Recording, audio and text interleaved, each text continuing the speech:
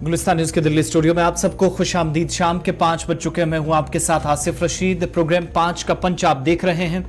इस खास प्रोग्राम में हमारी नजर उन तमाम बड़ी खबरों पर रहती है जो जम्मू कश्मीर मरकज के जेर इंतजाम इलाके से लेकर मरकज के जेर इंतजाम दिल्ली या फिर यूनियन टेरिटरी लद्दाख से लेकर दारुल हुकूमत दिल्ली तक बड़ी खबरें रहती है। कुछ बड़ी और ताजा तरीन डेवलपमेंट से आपके सामने खबरें रखेंगे। बात आज कैदियों की इस प्रोग्राम में आगे चलकर करेंगे कि कैसे परेशानियां जम्मू कश्मीर की जेलों में भी, और यही वजह है कि इसका नतीजा ये भी हम देख रहे हैं कि कैदियों को जम्मू कश्मीर से बाहर क्यों भेजा जाता है। एक शायद कहीं ना कहीं इसका मानी ये भी निकलता है। डिटेल वाइज रिपोर्ट आपके सामने रखेंगे। कुछ सियासी बयान है जम्मू कश्मीर के अंदर। जम्मू कश्मीर में इंतजामिया पर कुछ पॉलिटिकल लीडर्स की तरफ से सवाल वक्तन फवक्तन उठाए जाते हैं, लेकिन कुछ संगीन इल्जामात आज एक बड़े सियासी लीडर की तरफ से जम्मू कश्मीर के अंदर लगाए गए हैं। वो डिटेल्स आपके सामने रखेंगे। पुलिस इंतजामिया पर सवाल पीडीपी सदर और साथ ही साथ जम्मू कश्मीर अपनी पार्टी की जानिब से उठाए गए हैं। कार्रवाइयां चल रही हैं, ऑपरेशंस चल रहे हैं, लेकिन ऑपरेशंस में इन दिनों जो गिरफ्तारियां हो रही हैं या लोगों को मुख्तलिफ इलाकों से उठाकर उनसे पूछताछ की जा रही है, उस पर भी इन दिनों सबकी नजरें हैं। ये सारी खबरें आगे चलकर आपके सामने रखेंगे, एक एक करके तबसरा करेंगे, अपने नुमाइंदों के पास भी चलेंगे और आपको बताएंगे कि क्यों जम्मू कश्मीर के अंदर ऐसे हालात बने हैं जहां पर पॉलिटिकल पार्टीज भी इस वक्त इंतजामिया पर, मौजूदा हुकाम पर या प्रशासन पर सवाल उठा रहे हैं। और आगे चलकर ये तमाम बयानात आपके सामने फुली रखेंगे। लेकिन 5 बड़ी खबरें आज क्या है, टॉप 5 में आपको बताएंगे कि मुल्क की या बैनुल-अक़वामी सतह पर या मकामी सतह पर जो बड़ी खबरें हैं वो बताना जरूरी है। दिल्ली के अंदर कुछ डेवलपमेंट्स हुई हैं, वो 5 बड़ी खबरें जो आप हमारी ऑफिशियल वेबसाइट से लेकर बाकी तमाम सोशल मीडिया प्लेटफॉर्म्स पर देखते हैं, सुनते हैं और उन पर रिएक्ट करते हैं, आप अपनी प्रतिक्रिया व्यक्त करते हैं, वो खबरें आपके सामने रखते हैं। तो टॉप 5 में सबसे पहले बात करेंगे आज उत्तर प्रदेश की, क्योंकि इससे पहले अतीक का मामला जो सुर्खियों में था, सुप्रीम कोर्ट के अंदर समाअत उस मामले पर हुई थी, लेकिन एक और मामला 2 भाइयों का जो इन दिनों सुर्खियों में है कि अब शायद अगली बारी इनकी हो सकती है। बैक टू बैक केसेस और अदलिया तक बात पहुंच रही है। मुख्तार अंसारी, जिनके खिलाफ गाजीपुर की एमपी एमएलए अदालत ने आज गैंगस्टर एक्ट के तहत एक मामले में 10 साल जेल की सजा सुना दी है। मामला 2005 का है, जब बीजेपी रुकन असेंबली कृष्णानंद राय का कत्ल किया गया था। उत्तर प्रदेश में वाक़ा गाजीपुर एमपी एमएलए कोर्ट की तरफ से इस मामले में मुख्तार अंसारी पर 5 लाख रुपए का जुर्माना भी आयद किया गया, जहां 10 साल की उन्हें सजा सुनाई गई। यहां पर याद दिलाना आपको जरूरी है कि केस 2005 का है। कृष्णानंद राय का कत्ल मोहम्मदाबाद थाना हल्के के बसनिया चट्टी में किया गया था और यह भी कहा जाता है कि मुख्तार अंसारी की गैंग ने पहली बार इस वारदात में AK-47 राइफल का बाज़ाब्ता तौर पर इस्तेमाल किया था। इस वाक्य में कृष्णानंद राय के जहां बताया जाता है उसके घेरों में चारों तरफ जहां गोलियां उस पर चलाई गई थी, रुकन असेंबली का पूरा जिस्म छलनी कर दिया गया था, अंधाधुंध गोलियां चली थी और इसके बाद कृष्ण राय समेत 7 लोगों की जाए वक्कू पर ही मौत हो गई थी। यानी कुल मिलाकर उस वक्त के बीजेपी लीडर समेत 7 लोग इस हमले में मारे गए थे। ये सभी किसी तकरीब में शामिल होकर अपने घर वापस लौट रहे थे, लेकिन यह सफर आखिरी साबित हुआ था। इस मामले में मोहम्मदाबाद थाने की पुलिस ने माफिया या डॉन मुख्तार अंसारी और इसके भाई और बीएसपी के रुकन पार्लियामेंट अफजाल अंसारी समेत दीगर के खिलाफ नामजद मुकदमा दर्ज किया था।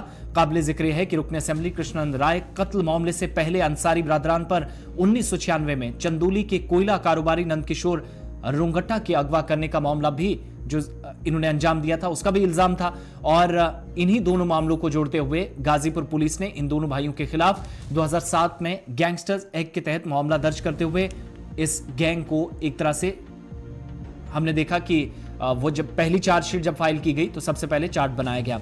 हालांकि अफजाल अंसारी के ताल्लुक से अदालत का फैसला जो अब बाद में सामने आया, जिसमें उन्हें 4 साल की सजा सुनाई गई, यानी 2 भाई 14 साल की सजा 10 लाख से अब 5 लाख की बात, पहले तो 10 लाख कहा जा रहा था, लेकिन अदालत ने 5 लाख तक का जुर्माना जो है वो अफजाल अंसारी के भाई मुख्तार अंसारी पर लगाया। हालांकि अफजाल जिसे जेल मुंतकिल कर दिया गया है उसे 4 साल की सजा, उस पर जुर्माना नहीं है, लेकिन इस सजा के बाद अफजाल अंसारी के पार्लिमानी रुकनियत खतरे में है। लोकसभा जो सदस्यता उनकी है वो खत्म हो सकती है। गाजीपुर के एमपी एमएलए कोर्ट ने जहां बंदा जेल में बंद साबिक एमएलए मुख्तार अंसारी को गैंगस्टर एक्ट के सिलसिले में मुजरिम करार दिया। 10 साल एक भाई को, दूसरे भाई को 4 साल की सजा, लेकिन साथ ही साथ 5 लाख का जुर्माना भी मुख्तार अंसारी पर लगाया गया है। इस पर हलचल, डिबेट, डिस्कशन ज्यादा, लेकिन दूसरी खबर की तरफ चलेंगे जो मुल्क के लिए, नौजवानों के लिए, खवातीन के लिए, बच्चों के लिए, किसी भी हिंदुस्तान के लिए अच्छी खबर नहीं है। आंध्र प्रदेश के अंदर बैक टू बैक 9 बच्चों ने अपनी जिंदगी खत्म कर दी है। इंटरमीडिएट इम्तिहान के अंदर जहां पर फेल होने के बाद 9 स्टूडेंट्स ने, 9 छात्रों ने खुदकुशी कर ली। दरअसल इंटरमीडिएट साल अव्वल और दोम यानी फर्स्ट सेमेस्टर और दूसरा सेमेस्टर जो था 11th और 12th का 2 अलग अलग पार्ट्स में होता है। इसके नताइज का ऐलान किया गया था बुध के रोज। रिजल्ट सामने आए थे और बताया जाता है कि जुमेरात से लेकर अब तक पूरी रियासत के अंदर 9 फेल होने वाले बच्चों ने मायूसी के आलम में मौत को गले लगाना पसंद किया। इतना ही नहीं, 2 दीगर ऐसे बच्चे भी हैं जिन्होंने खुदकुशी की कोशिश की, लेकिन मौजज़ाती तौर पर बच गए। यानी ये केसेस 11 तक जा सकते थे। और अब जिन बच्चों के या तो नंबर्स कम हैं या फेल हुए हैं, पेरेंट्स को सबसे ज्यादा तशवीश है कि वो अपना घर बार देखें, अपना कामकाज देखें, अपना पेट पालें या बच्चों की खबर रखें, उनको डिस्ट्रेस से बाहर निकालें। इस तरह के वाकयात से आंध्र प्रदेश में शदीद गम की लहर देखने को मिल रही है। मीडिया रिपोर्ट्स ये भी बताती है कि शरीका को जहां पर हमने देखा, जिले के अंदर दिल्ली के पास चलती ट्रेन से कूदकर एक बच्चे ने, जिसकी 17 साल उम्र बताई जाती है, अपनी जान दे दी। जिला के दांदू गोपालपुरा गांव के रहने वाले इंटरमीडिएट साल अव्वल के एक और तालिबा, यानी जो बच्ची थी, वो भी फेल होने से परेशान थी। विशाखापट्टनम जिले के मलकापुरम पुलिस थाना हल्के के तहत बताया जाता है कि त्रिनाथपुरम के अंदर 16 साल बच्ची यहां पर भी अपनी जान उसने दे दी, फांसी पर खुद को लटका लिया। अखिल श्री नामी एक और स्टूडेंट, ये भी लड़की थी, इंटरमीडिएट साल अव्वल के रिजल्ट जब सामने आए, कुछ सब्जेक्ट में बताया जाता है कि फेल हुई तो मायूस थी। विशाखापट्टनम के ही कंचार पालीमल इलाके में 18 साल के बी जगदेश ने भी अपनी रिहाइश पर फांसी लगाई। वो इंटरमीडिएट के दूसरे साल में एक सब्जेक्ट में फेल हो गया था। इंटरमीडिएट साल अव्वल के इम्तिहान में एक सब्जेक्ट में फेल होने वाले 17 साल अनुषा ने भी चित्तूर जिले में एक तालाब में कूदकर मौत को गले लगा लिया। इसी जिले में 17 साल के बाबू ने भी फेल होने पर नाकामी जब उसे लगी हाथ, तो एक बार बताया जाता है कि बाकी अब तक फांसी या ट्रेन के नीचे या तालाब में कूदने के जो इंसिडेंट्स थे वो सामने आए थे, लेकिन इसने जरासीम को मारने वाली एक दवाई खा ली तो मरने वालों की तादाद 9 तक पहुंच गई है। 2 बच्चे बच गए हैं। लेकिन इस एक रियासत के अंदर जब केसेस आए, हालात क्या हुए हैं कि पूरा मुल्क गमगीन है। तीसरी खबर की तरफ चलेंगे, बात जम्मू कश्मीर की करेंगे। यूनियन टेरिटरी जम्मू कश्मीर का वो सीमावर्ती इलाका जिसे आप राजौरी कहते हैं, लाइन ऑफ कंट्रोल के नजदीक 2 फौजी एहलकार उस वक्त अपनी जान गंवा बैठे जब एक फौजी एम्बुलेंस हादसे का शिकार हुई। जो हम तक तफसीलात पहुंची और तस्वीरें आपके सामने हैं, लाइन ऑफ कंट्रोल का कीरी डोंगला इलाका है। फौजी एम्बुलेंस उस वक्त हादसे का शिकार हुई जब वो कुछ सामान लेकर अपने कैंप की तरफ जा रही थी और पुलिस की तरफ से कंफर्मेशन की गई है कि हादसे में 2 फौजी एहलकार शदीद तौर जख्मी हुए। जख्मियों को फौरी तौर जाए हादसा से उठाकर अस्पताल तो मुंतकिल किया गया, लेकिन ये इन दोनों जवानों का सफर अंतिम साबित हुआ। यहां पहुंचने पर डॉक्टरों ने उन्हें मृत घोषित कर दिया, मुर्दा करार दिया गया। पुलिस जराये ये भी बताते हैं कि दोनों की शिनाख्त बिहार के रिहायशी हवालदार सुधीर कुमार और राजौरी के रिहायशी परमवीर शर्मा के तौर पर हुई और इस सिलसिले में मजीद तफसीलात का इंतजार है। हादसा तेज रफ्तारी की वजह से, ब्रेक फेल हुआ या अचानक कंट्रोल ड्राइवर खो बैठा कि 2 जवानों की जान चली गई। डिटेल्स जैसे जैसे आएंगे आपके सामने रखेंगे। ये जम्मू कश्मीर से अहम खबर। चौथी खबर आपको बताएंगे यूनियन टेरिटरी लद्दाख से। 15 और 16 जून की तारीख थी, गलवान के अंदर झड़प हुई। भारतीय सेना के 9 जवान सबसे पहले शहीद हो गए, ये खबर आई, लेकिन बाद में आधिकारिक तौर पर पुष्टि हुई, ऑफिशियली कंफर्मेशन हुई कि 20 जवानों की जान चली गई। लेकिन इनके परिवारों का क्या होगा? इनकी जो बीवियां थी, इनकी जो पत्नियां थी, उनको भी फौज में शामिल करने का सबसे पहला मंसूबा भारत सरकार ने बनाया और आज खवातीन अफसरान की पहला जो ग्रुप है वो भारतीय फौज की आर्टिलरी रेजिमेंट में शामिल हो गया। आज 29 अप्रैल भारत का एक इतिहास है, क्योंकि चेन्नई के अंदर ऑफिसर ट्रेनिंग एकेडमी, ओटीओ जिसको आप कहते हैं, यहां कामयाब ट्रेनिंग हुई। तरबियत मुकम्मल करने के बाद 5 महिलाएं, 5 लेडी ऑफिसर्स जिनको रेजिमेंट ऑफ आर्टिलरी में कमीशन दे दिया गया, सेना में भर्ती हो गई हैं। 5 खवातीन में वादी गलवान तनाजे में शहीद होने वाले जवान की बीवी रेखा सिंह भी शामिल हैं। रेखा सिंह अपने शौहर की शहादत के बाद भारतीय फौज में भर्ती होने के लिए पुरअज़्म थी। कहा कि मेरे अगर घर वाले ने अपनी जान इस तरीके से मुल्क के लिए दी है, देश के लिए दी है, तो मैं पीछे नहीं हटूंगी। बच्चे को पढ़ाना मेरी जिम्मेदारी है, सब काम अपनी जगह चलते रहेंगे। लेकिन रेखा सिंह ने आज़म जाहिर किया कि मुल्क के लिए जान भी चली जाए तो कोई फर्क नहीं पड़ेगा। उसका ख्वाब आज पूरा हुआ। 5 महिलाएं थी, हालांकि 5 के 5 ये उन अधिकारियों की या उन सेना के जवानों की जिनमें कर्नल बाबू सिंह भी थे, उनकी पत्नियां नहीं है जो गलवान में अपनी जान गंवा बैठे थे। लेकिन रेखा सिंह उन्हीं जवानों में से एक की पत्नी हैं जिन्होंने गलवान के अंदर चीनी सेना का जवाब देते हुए अपनी जान देश के लिए निछावर की। आज तरबियत तो मुकम्मल हुई, लेकिन रेखा सिंह बताती हैं कि वो लेफ्टिनेंट बन गई।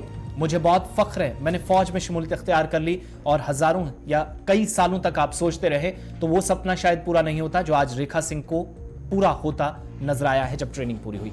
5वीं खबर जम्मू कश्मीर और उत्तरी भारत के बाकी हिस्सों में आप देखेंगे तो मौसम आहिस्ता आहिस्ता बदल रहा है। पिछले दिनों बारिश, बीच में गर्मी, फिर धूप, फिर बारिश, यह सिलसिला चल रहा है।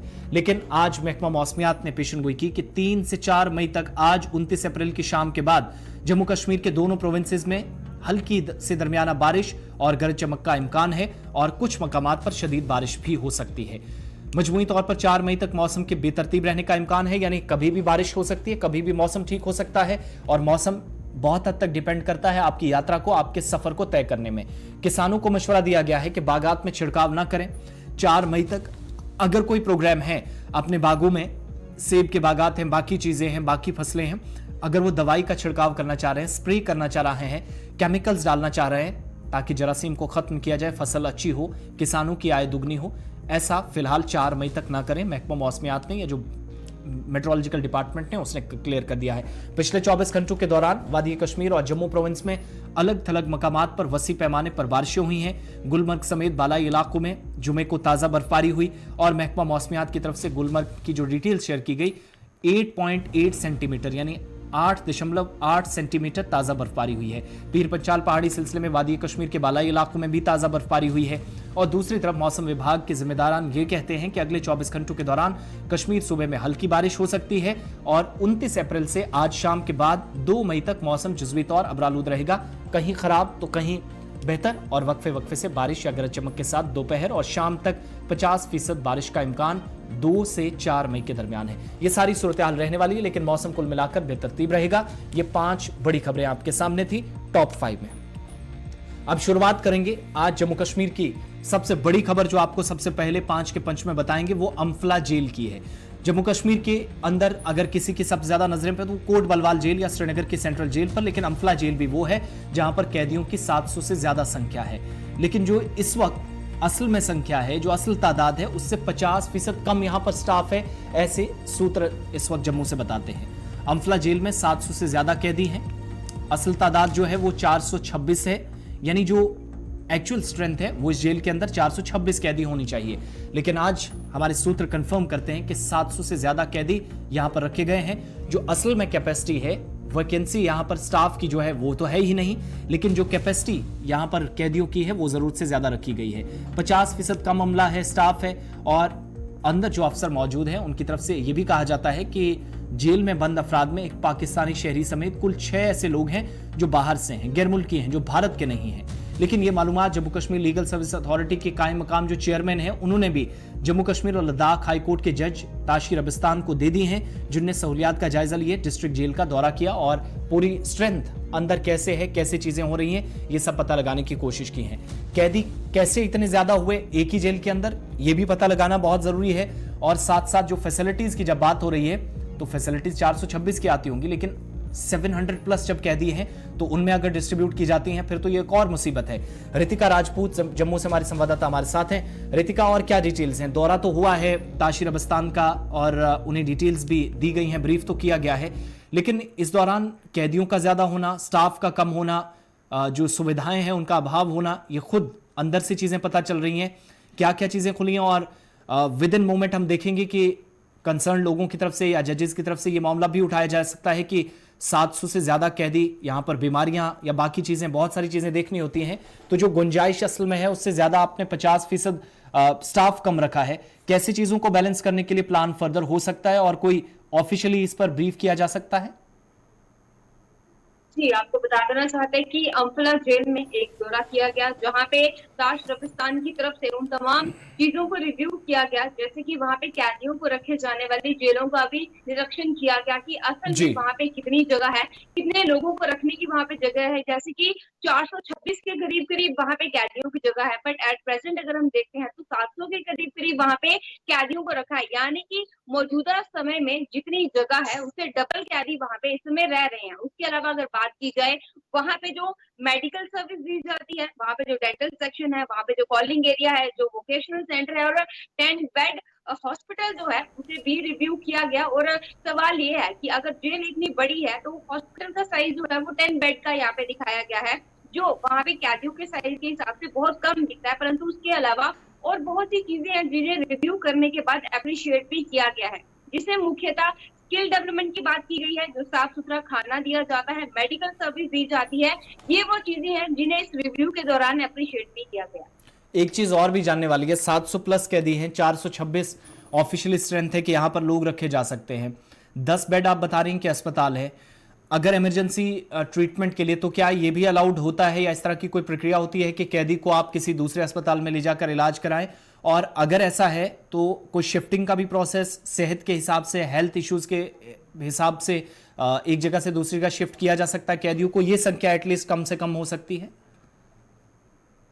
जिस तरीके से ये पूरी जानकारी निकल के आई है, जो भी जानकारी प्राप्त हुई है, उस हिसाब से कहीं ना कहीं हम ये आइडिया जरूर लगा सकते हैं कि मौजूदा समय में स्टाफ की कमी भी चल रही है। तो ऐसे में अगर कोई बीमार हो जाता है या फिर कोई समस्या पड़ जाती है तो स्टाफ को सबसे पहले वहां पे समस्या आती होगी, क्योंकि मौजूदा समय में जितना स्टाफ वहां होना चाहिए उससे 50% तक कम चल रहा है। यानी कि यहीं से हम आइडिया लगा सकते हैं कि यहाँ पे काम चलाऊ तरीके का कार्य किया जाता है और जिनकी ड्यूटीज रही है उनपे भी एक्स्ट्रा बर्डन है और जहाँ पे जितनी फैसिलिटी होनी चाहिए उतनी सुविधा मुहैया नहीं करवाई जा रही। बहुत बहुत शुक्रिया डिटेल्स देने के लिए। तो मीटिंग के लिए भी आज के वक्त में अगर राब्ता होता है तो, या अगर कोई अपने खानदान से मिलता है, कोई किसी रिश्तेदार को मिलने आता है जो जेल के अंदर है, तो वहां पर भी ई सर्विसेज रखी गई हैं, यानी वीडियो कॉन्फ्रेंसिंग के जरिए राब्ते का एहतमाम होता है। जस्टिस रबस्तान की तरफ से मर्द खवातीन जो ब्लॉक्स हैं उनका दौरा किया, कैदियों से भी बातचीत की, उन्हें फराहम की जाने वाली जो तिब्बी या दीगर सहूलियात हैं उसके बारे में भी उन्हें ब्रीफ किया गया।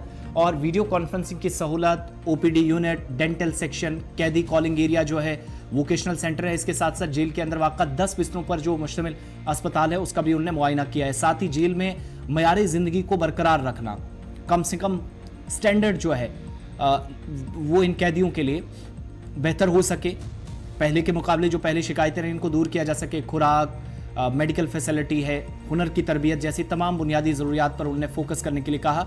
और महकमा जो प्रिजन है, प्रिजन डिपार्टमेंट है, महकमा जेल खाना जात है, बिलखुसूस उनकी कोशिशों को सराहा है। लेकिन ये एक बड़ा सवाल है जहां 50% स्टाफ कम और 426 कैदी रह सकते हैं, उनके लिए जितना स्टाफ होना चाहिए वो तो है, लेकिन 700 प्लस जब हो जाते हैं तो तादाद बढ़ती है, जिसका मतलब स्टाफ कम है, कैदी ज़्यादा है। अगर ये वक्त तो और चीज़ें ठीक नहीं होती तो फिर आप देखते हैं कि कई कैदियों को मुल्क से बाहर, जम्मू कश्मीर से बाहर उन्हें शिफ्ट कर दिया था, दूसरे जेलों में उन्हें शिफ्ट किया जाता है। आगे बढ़ते हैं, बात ज़रा उस ऑपरेशन की जो आज 10वें दिन में दाखिल हो चुका है। लेकिन पुंछ में सैन्य वाहन पर हमले के बाद कार्रवाई और तेज हुई है अलग अलग इलाकों के अंदर। कल भी जानकारी दी गई कि 221 लोगों से पूछताछ अब तक हुई है, जिनमें 6 लोगों के गिरफ्तार होने की बात कही गई थी। लेकिन आज एक और बड़ी खबर आई कि एक और मुलजिम निसार समेत 3 लोगों को पुलिस रिमांड पर 6 से 7 दिनों के लिए ले जाया गया है। आतंकियों की सपोर्ट करने का आरोप इन सभी लोगों पर है। बीजी और आसपास के इलाकों में सर्च ऑपरेशन इस वक्त भी जारी है, 10वां दिन है। लेकिन ये निसार कौन है? जम्मू सूबे का पुंछ जिला, मेंढर सब डिवीजन, भाटादूड़िया का इलाका। अक्टूबर 2021-22 में भी ऑपरेशन चला था, आज फिर ऑपरेशन चल रहा है। 33 दिनों का शायद वो रिकॉर्ड टूट सकता है, क्योंकि अभी किसी मिलिटेंट की हलाकत की कोई इतला ऑफिशियली नहीं मिली है। लेकिन असला, बारूद और बाकी सामान जो है यहाँ पर किसने उपलब्ध कराया, किस शख्स की तरफ से यहाँ पहुंचाया गया, ये तहकीकात चल रही थी। 10 दिनों के अंदर एजेंसीज भी अपना काम कर रही थी। अचानक आज खबर आती है कि नासिर, जिसने मिलिटेंटों की मुआवनत की थी, जिन्हें उन्हें सपोर्ट दिया था, मॉरल सपोर्ट तो था ही, लेकिन फिजिकली भी उसने सपोर्ट की इन लोगों की, और अब कार्रवाई यहाँ पर की गई है। पुंछ की तस्वीरें आपके सामने हैं। नासिर और उसके बाकी 2-3 साथी जिनको पूछताछ के लिए पुलिस कस्टडी में रखा गया है, पुलिस तहवील में अब लिया गया है। और आने वाले दिनों में ये भी कम से कम पता चलेगा कि क्या कुछ और लोग भी होंगे जो शायद इनके साथ मिलकर इस वाक़े को अंजाम देने के लिए पहले से सरगर्म थे। ये पुलिस की डिटेल्स का भी इंतजार रहेगा। राजौरी चलते हैं, हमारे नुमाइंदे जमशीद मलिक हमारे साथ फोन लाइन पे हैं। जमशीद, ये नासिर कौन है, इसकी थोड़ा बैकग्राउंड बताइएगा। और ये जो बाकी लोग हिरासत में लिए गए हैं, अब तो ऑफिशियली कहा जा रहा है कि गिरफ्तार हैं, कस्टडी में भी उन्हें ले जाया गया है, रिमांड पर ले गए हैं, ये कौन लोग हैं नासिर के अलावा, और खुद नासिर का बैकग्राउंड क्या है?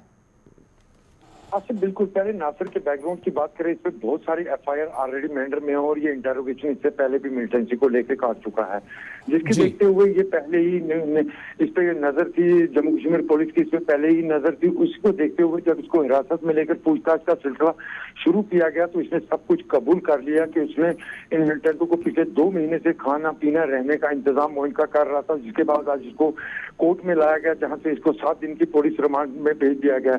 नासिर के साथ नासिर का पूरे घर वाले जो भी हैं, इसके बाप हो या भाई हो, वो भी इस वक्त पुलिस कस्टडी में है, क्योंकि ये कल डीजीपी की तरफ से कल ये बात कही गई थी कि नासिर की पूरी फैमिली इसमें इन्वॉल्व है, क्योंकि पाकिस्तान की तरफ से जो ड्रोन से, चाहे वो बात करें अगर हथियार की बात करें या पैसे की बात करें, ड्रोन के जरिए पाकिस्तान से जो इस तरफ आता था, ये वहां से कलेक्ट करके मिलिटेंटों तक पहुंचाते थे। अब ये भी चीजें देखने वाली होंगी, इसी को लेकर इसकी मजीद रिमांड दी गई है 7 दिन के लिए पुलिस कस्टडी में। और नासिर के हवाले से समझता हूँ कि इस पे पहले ही बहुत सारी FIR मेंढर पुलिस स्टेशन के अंदर है और ये मिलिटेंसी को लेके पहले भी एक बार इंटरोगेशन काट चुका है। आसिफ, बहुत जरूरी है वो ये कि आज के वक्त में जब कार्रवाई चल रही है बीजी और आसपास के इलाके में 10वें दिन भी ऑपरेशन जारी है, तो क्या हम मजीद गिरफ्तारियां आने वाले दिनों में देखेंगे? और ये भी कहा जा रहा था, कुछ जराये ये भी बताते हैं कि कुछ ऐसे लोग हैं जो ऑलरेडी मिलिटेंटों के साथ पहले हुआ करते थे या सरहद पार गए, माजी में सरगर्म रहे, मौजूदा वक्त में उनका कोई एक्टिव रोल नहीं है, लेकिन पूछताछ की जा सकती है। या कुछ ऐसे लोग जो पीर पंचाल के अंदर एक्टिव हैं, शायद सरेंडर करने की बातें भी जराया कंफर्म कर रहे हैं।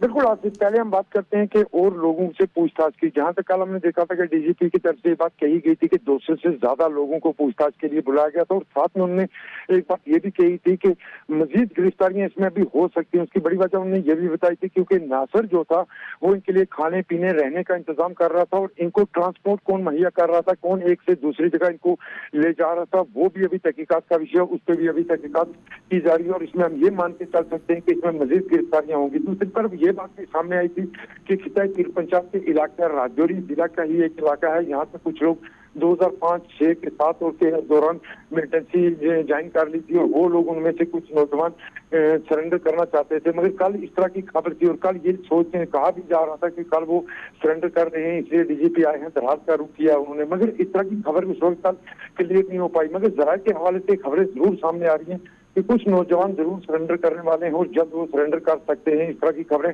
जरूर सामने आई हैं। क्योंकि किताई पीर पंचाल से आज भी बहुत सारे नौजवान ऐसे हैं जो उस वक्त मिलिटेंसी की ज्वाइन करने के लिए पाकिस्तान चले गए थे, हालांकि उसके बाद वो लौट के वापस भी नहीं आए। इनमें कई लोग ऐसे भी हैं जो पाकिस्तान से लौट कर वापस नहीं आए, बल्कि वहीं रह चुके हैं, वहीं उनने शादियां भी कर ली हैं, वहीं सेटल हो चुके हैं। इस तरह की बातें बहुत सारी सामने आ रही थी कि कुछ हैं जो इनमें से सरेंडर कर सकते हैं। मगर कल जिस तरह ये खबर सामने आ रही थी, मगर उसमें ऐसा देखा गया कि इस तरह की कोई खबर आई नहीं सामने। मगर लग रहा है कि आने वाले दिनों में कुछ इस तरह शायद इस तरह की कोई कार्रवाई हो। बहुत बहुत शुक्रिया तफसीलात फराहम करने के लिए। ऑपरेशन का 10वां दिन, लेकिन इन सब के बीच में नासिर समेत बाकी जो लोग हैं उनको आज पुलिस रिमांड में भेज दिया गया, कोर्ट में पेश किया गया है। और बताया जाता है कि इन लोगों की तरफ से माना गया कि ऐसे हालात बनाए उन्होंने या मिलिटेंटों की सपोर्ट की, खाना 2 महीनों तक उन्हें फराहम करने के लिए उन्होंने इंतजाम किए, और नासिर समेत कुल 3 लोग हैं। पुलिस रिमांड में आज ले लिया गया है, ये एक तरफ की बात। लेकिन इसी हमले को लेकर जम्मू कश्मीर के अंदर सियासत भी और तेज हुई है। जम्मू कश्मीर के अंदर जो साबिक वज़ीर आला हैं और PDP सदर महबूबा मुफ्ती का एक बयान आया। उन्होंने प्रेस कॉन्फ्रेंस आज श्रीनगर के अंदर की, और सबसे पहली बात उन्होंने कही कि स्थानीय लोग जो हैं, जो मकामी आबादी है, उसको तंग करने का सिलसिला शुरू किया गया है। पूछताछ के नाम पर डराया, धमकाया, हिरासा किया जा रहा है। दूसरा, उन्होंने कहा कि मुख्तार शाह, जिसका एक वीडियो वायरल हुआ था और वो जहर खाने की बात कह रहा था, उस शख्स की मौत के बाद हंगामा हुआ, प्रदर्शन हुए, प्रोटेस्ट हुए पुंछ के अंदर, सड़क को बंद किया गया। उस पर भी तहकीकात की उन्होंने मांग की। कहा कि गैर जानिबदाराना तहकीकात होनी चाहिए, और पूछताछ के नाम पर लोगों में डर और खौफ का माहौल है पुंछ और आसपास के इलाकों में।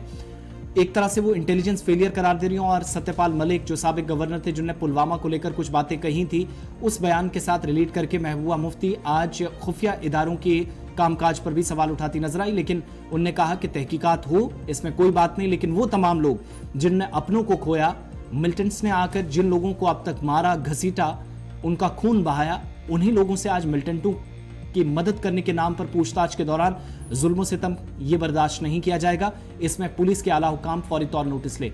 महबूबा मुफ्ती क्या कुछ कह रही थी प्रेस कॉन्फ्रेंस में? 2-3 बड़ी बातें उन्होंने कही कि डर और खौफ का माहौल खत्म किया जाए, लोग इस वक्त घरों से बाहर नहीं निकल पा रहे हैं, और जो मुख्तार शाह और जहूर का नाम उन्होंने लिया, इसमें तहकीकात होनी चाहिए। बसूरत दीगर खुद पुलिस हुकाम सवालों के घेरे में आती है। महबूबा मुफ्ती का ये इल्ज़ाम है, उनका आरोप है, और ये वो उस दिन के एहतजाज की तस्वीरें जब मुख्तार शाह की मौत के बाद एहतजाज भी हुआ था, इस हमले के कुछ दिनों के बाद कार्रवाई के दौरान। हालांकि पुलिस की तरफ से पहले ही वजाहत की गई है, पुलिस का ऑफिशियल स्टेटमेंट आया है किस तरीके से वो कार्रवाई कर रही है। फौज ने मुख्तलिफ इलाकों के अंदर ऑपरेशन छेड़ रखा है।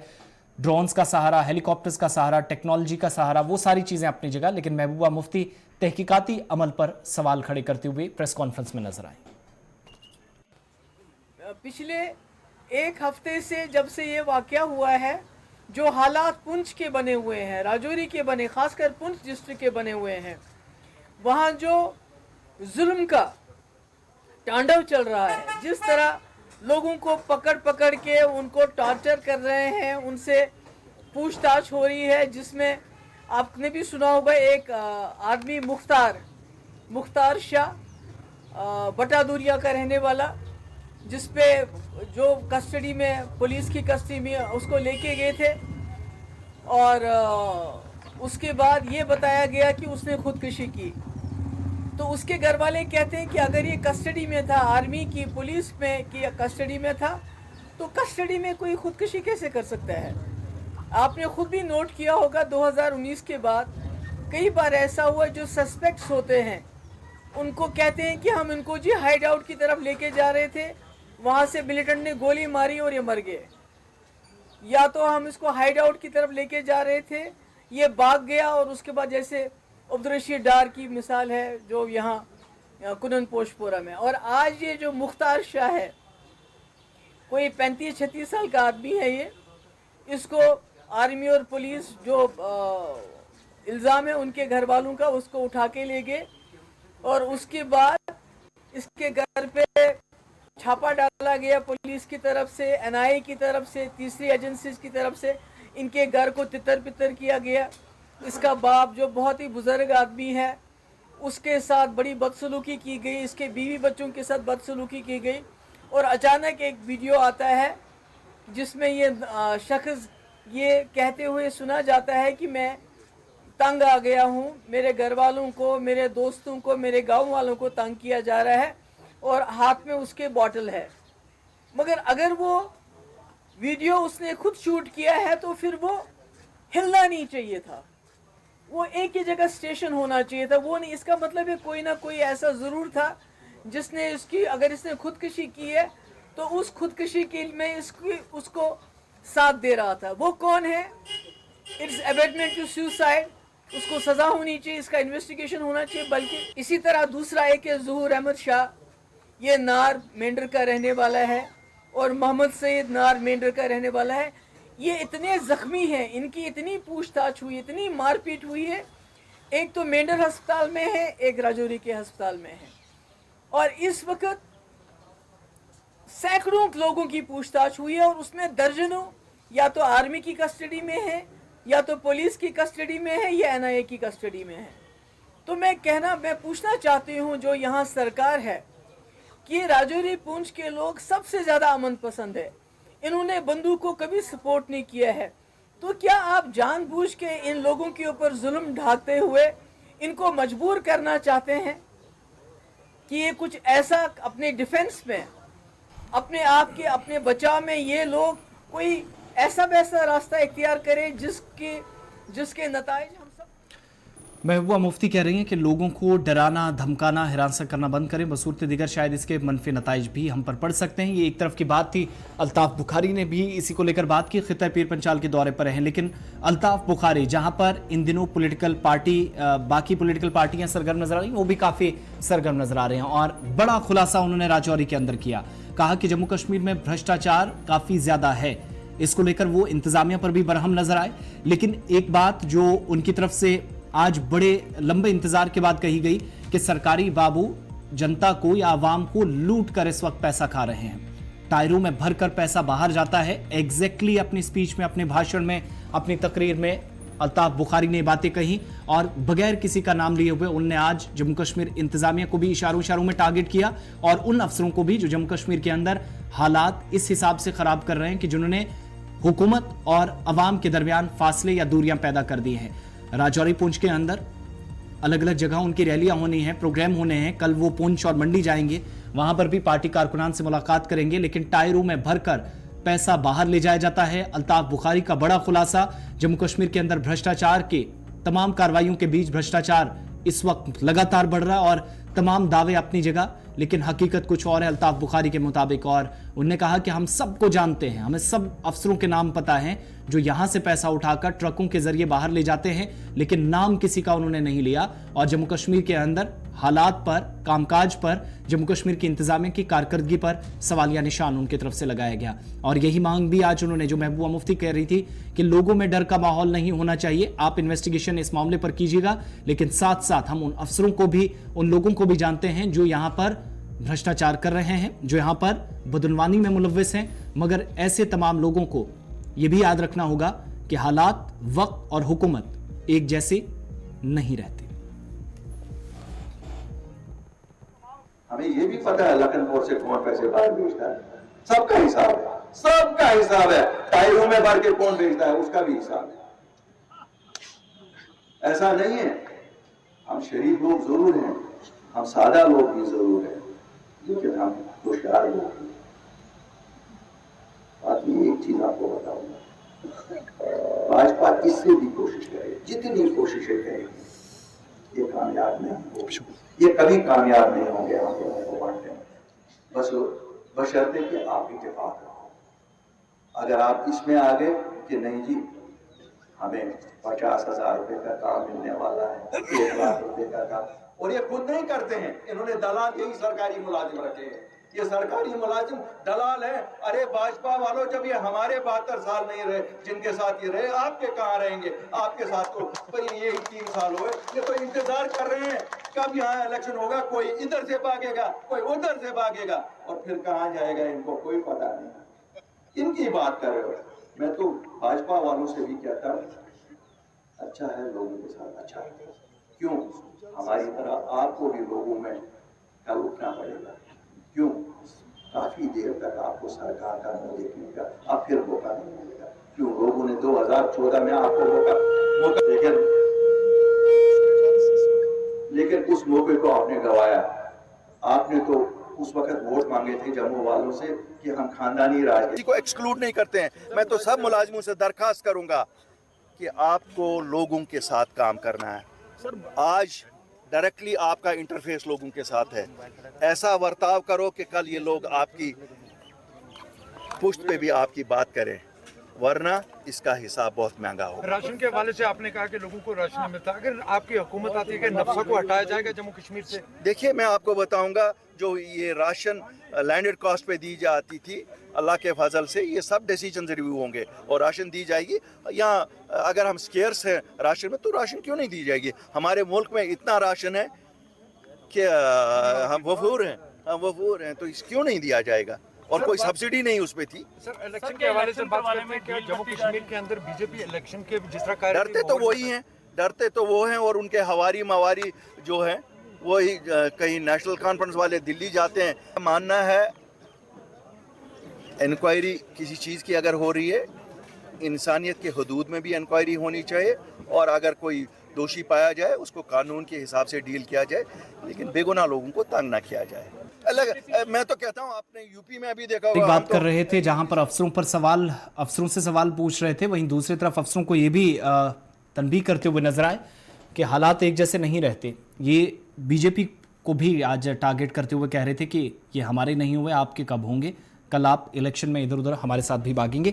ये सारी सूरत हाल, बहरहाल सियासी बयानबाजी का सिलसिला जारी रहेगा। बीजेपी पलटवार कर रही है और इन सब के बीच में तैयारियां बीजेपी फिलहाल जो कर रही है वो ज़्यादा इस वक्त व्यस्त नजर आ रही है, ज़्यादा मसरूफ कल के प्रोग्राम के लिए, क्योंकि 100वां एडिशन प्रोग्राम मन की बात की, और 5500 से ज़्यादा लोग, जो कि 55,000 से ज़्यादा लोग जम्मू कश्मीर के अंदर, जो बीजेपी का दावा है, प्रधानमंत्री की बात को सुनेंगे। श्रीनगर और जम्मू में बड़े प्रोग्राम, और रविंद्र रैना जो कि पार्टी के चीफ हैं श्रीनगर में इस वक्त मौजूद हैं, उसके लिए तैयारियां चल रही हैं। बहरहाल 5 के पंच में इतना ही। 5:35 हो गए हैं।